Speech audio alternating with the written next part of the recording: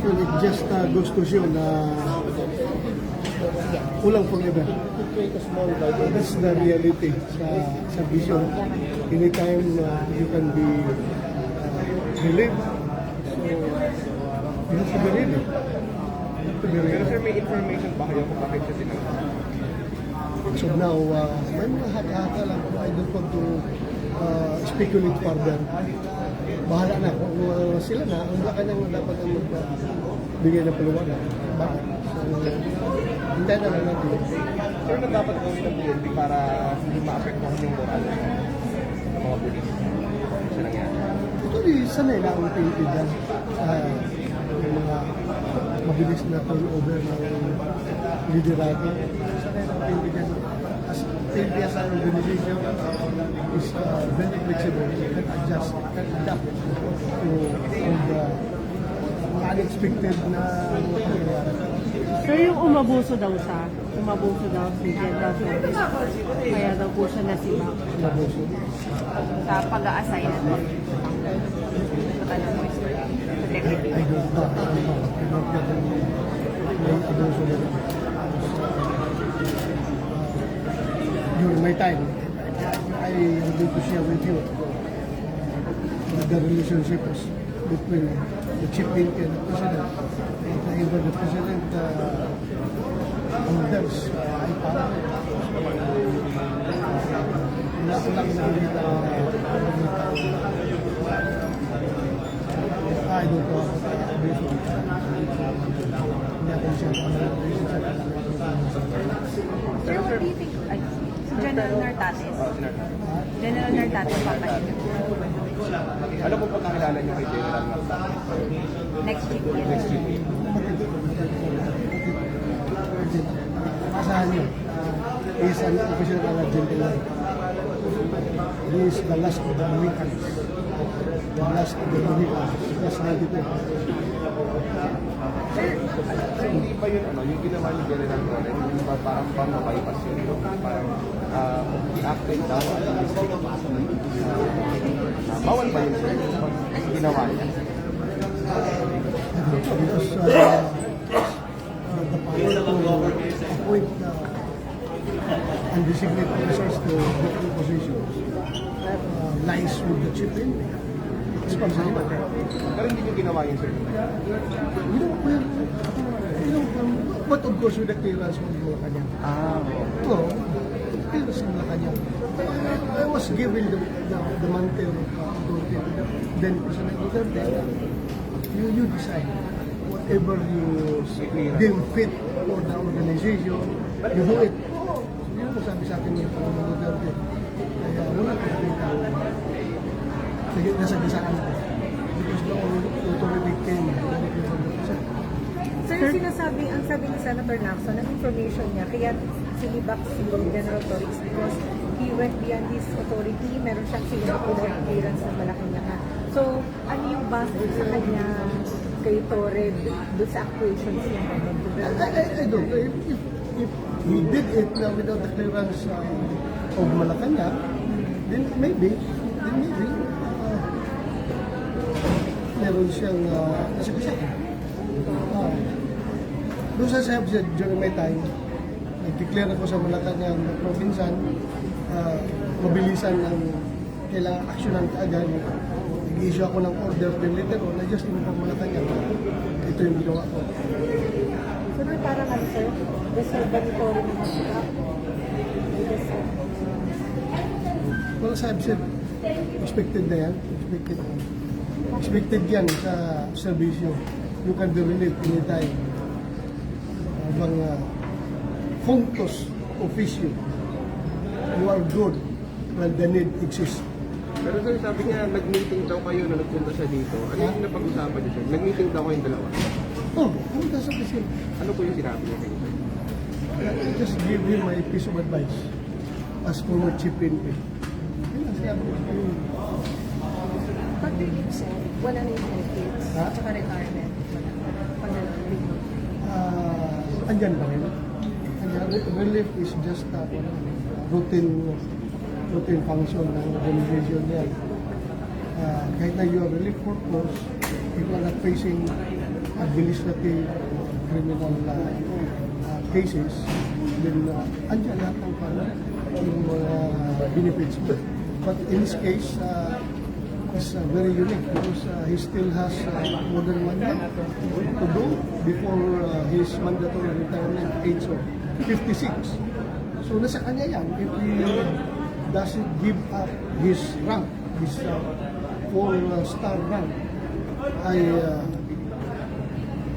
pwedeng ang chief PNP o yung magiging acting chief PNP is hindi nga 3-star rank. Hindi matatanggal, sir. Because andyan pa yung hindi pa retired yung 4-star rank holder. Because according to the law, there should be only 1 4-star rank in the Philippine National Police, and that is the chief PNP. Ngayon na siya ang chief PNP, siya binigyan ng 4-star rank, hindi pwedeng magkakaroon ng 2 4-star. So pa-retire muna siya bago mag-4-star yung appoint na bagong chief PNP. So, ang magiging PNP chief minister. Ano na siya? Si Torre, after that, He can be assigned with the office of the chief PNP in a floating status. Floating status, for accounting purposes, dyan ka lang sa office of the chief PNP kasi you are still receiving salaries and remuneration of the government. So kailangan ma-account ka, and in order for you to be accounted for, you have to stay with the office of the chief PNP. Until he retires, sir. Hanggang mag-retire. Hanggang mag-retire siya. Because kung pipilitin mo siyang mag-retire, that would be against the law. Kung siya voluntaryo na mag-retire because feeling niya, naawa siya kay General Nartates or whoever is the next or the incoming chief PNP, naawa siya na hindi ba pa yung post-down, di na sa kanya na rin yan. Mag-retire siya voluntarily. Hanggat hindi siya mag-retire, nasa kanya ang post-down, hindi talaga pwede magkakaroon ng dalawang post-down sa Pwede bang PNP. sa ngayon? Ha? retire without teaching your Yes, meron namang optional retirement. We call that optional retirement before mandatory age of retirement. Optional. You can sign anytime. happens to the moral of team given this situation. Hindi po makaka-apekto sa I don't know. It's the prevailing sentiment ng mga member ng Philippine National Police. Opo. So, sir, sa ngayon hindi pa sinasabi, hindi pa klaro, sir, kung ano talagang dahilan. So, pero sa hindi po ba, dapat sabihin para klaro sa lahat, hindi pa ka-apekto sa moral ng mga police. Sanay na ang ting-ting na umanggap sa mga orders galing pa mga kanya. Hindi yan sila mag-demand ng explanation. The PNP just follow orders to be first before you complain. Hindi ko complain, talagang susunod din eh. Professional naman yan eh. Orders, legitimate orders naman yung nanggagaling sa talaga na palitan ng si PNP. So, the PNP as an organization, sanay na yan mag-adapt at talaga susunod yan. So, kahit na hindi sabihin ng Presidente at dahilan sa pagsibak, Ano na? kahit hindi sabihin ng Presidente o ng Malacanang may reason ng pagsibak kay General Torres. Well, prerogative na yan ng Pangulo kung magbigay siya ng rason. Otherwise, pwede naman niya sabihin na that is regular rotation of officers. Pwede naman sabihin na gusto niya palitan. Sir, considering yung Di ba parang makaka-confuse naman, binanggit pa siya ng Pangulo Luzona, parang instead had the favor of the President Luzona na pinagpita siya nila. Will that not create confusion among the Sabi siya na speculate. Sir, how do you feel about this, about what happened to Torre, considering yung role niya sa pag-arrest ni Pangulong Duterte at saka dun sa role niya dun sa lead sa KOJC? But I have to be clear about it. Galit ako sa kanya, sa ginawa niya kay Pastor Apollo Kibuloy at kay President Duterte. Pero ngayon naawa ako sa kanya. Dahil after nung ginawa niya lahat-lahat, binigyan siya ng posisyon, tapos sinibak na rin siya.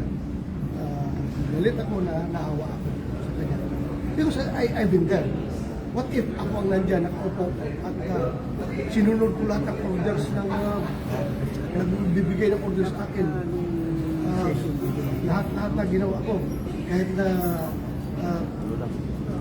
bordering to illegal acts, unconstitutional acts, questionable acts.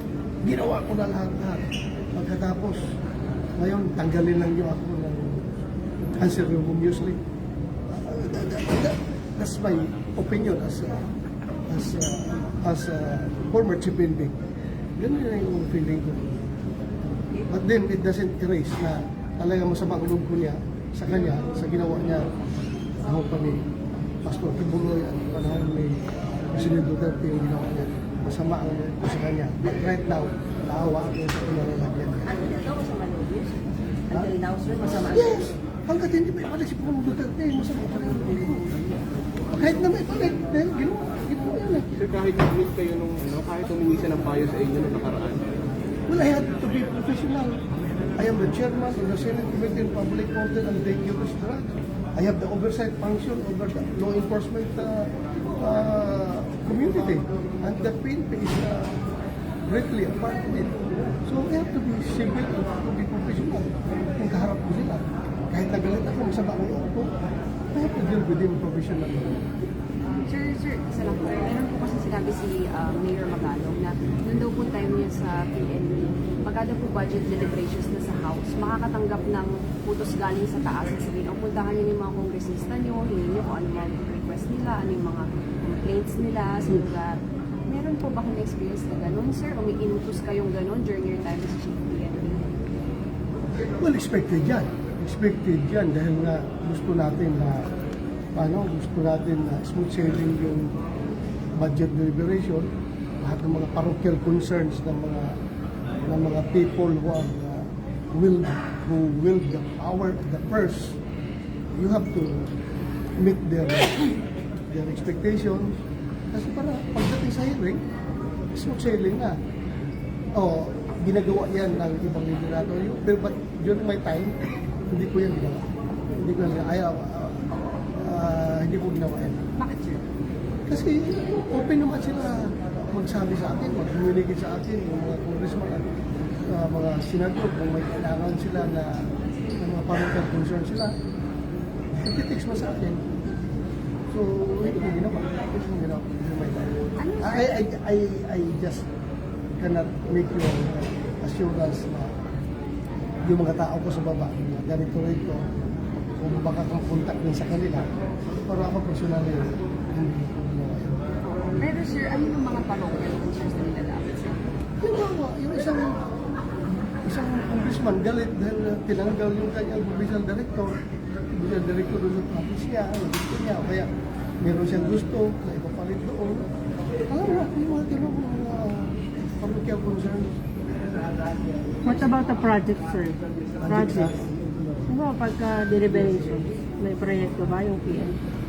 Ang concern lang naman yan ng mga LGUs at ng mga congressmen is, kayo sana meron police station building yung aming munisipyo, yung aming syudad, meron ganitong building, gano'n. Dapat nagagay nyo ang police, yung number of policemen sa lugar namin, dahil kunti lang. So, yan yung mga parochial concerns yung nagtatarating sa munisipyo. Sir, wala kayong kaibigang kontrakto. Ha? Wala kayong kaibigang kontrakto. Malayo sa akin. That's beyond my law enforcement man ako. Hindi man ako nasa construction business. Ayun, thank you, sir. Salamat po. Anong kinain mo kay General Torre? Baka Secret! Baka si Bak sinunod. Baka sinunod kaya sinunod kasi kaya si Bak.